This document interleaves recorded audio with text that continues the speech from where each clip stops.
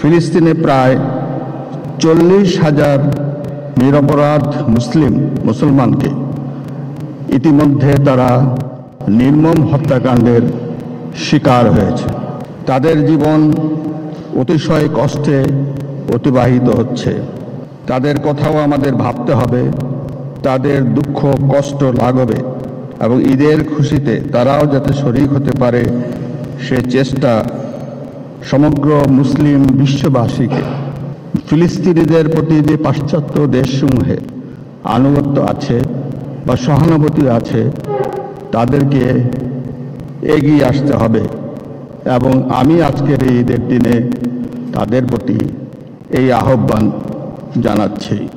শক্তিশালী ঘূর্ণিঝড় রিমেলের আঘাতে উপকূলীয় অঞ্চলে ব্যাপক ক্ষয়ক্ষতি হয়েছে।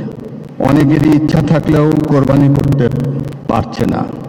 ঘূর্ণিঝড়ে সহায় সম্বল হারিয়ে মানবেতর জীবনযাপন করছে সে অঞ্চলের মানুষগুলো।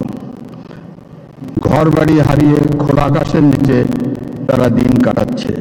তাই কেউ যাতে ঈদের আনন্দ থেকে বঞ্চিত না হয় সেই লক্ষ্যে সমাজের দারিদ্র্যপীড়িত ও সুবিধাবঞ্চিত মানুষদের সাথে ঈদের আনন্দ ভাগাভাগি করতে এবং তাদের পাশে দাঁড়াতে আমি দেশের বিত্তবান ও সচ্ছল ব্যক্তিবর্গকে এগিয়ে আসার